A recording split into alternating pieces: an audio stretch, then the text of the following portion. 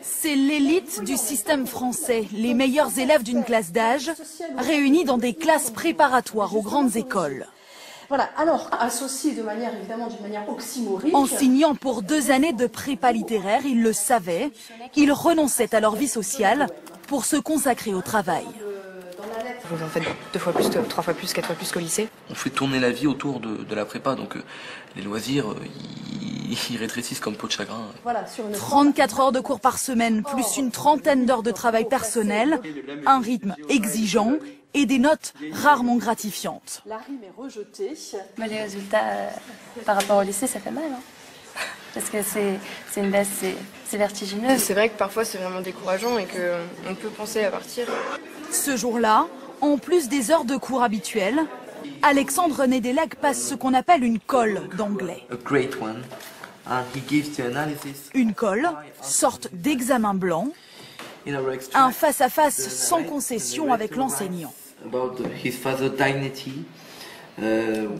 Dignity. Comme vous allez le dire plus d'une fois.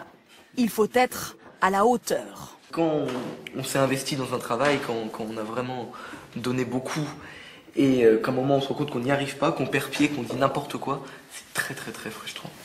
La colle, un moment qui peut être traumatisant pour certains étudiants.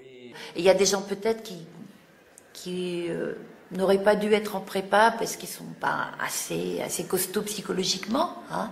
Parce qu'il faut être costaud psychologiquement.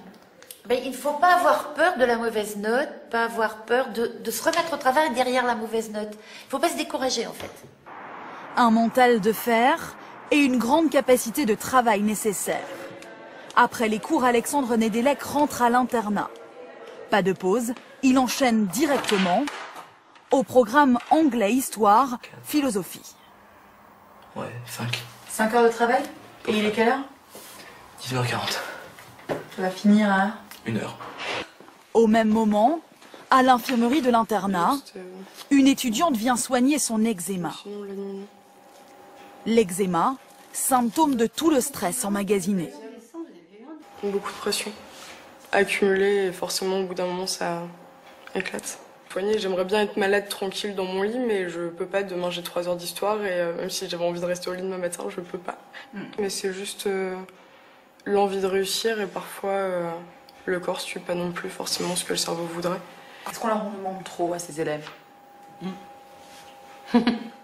Oui, moi je trouve. Je trouve qu'on leur en demande trop et puis que on travaille beaucoup quand même sur le fait qu'on voudrait qu'ils s'autorisent des moments de plaisir, des moments de sortie, des moments pour eux. Pour la majorité des étudiants rencontrés, ces 2 années, aussi intenses soient-elles, valent le sacrifice. À la clé, les plus grandes écoles et des carrières prestigieuses.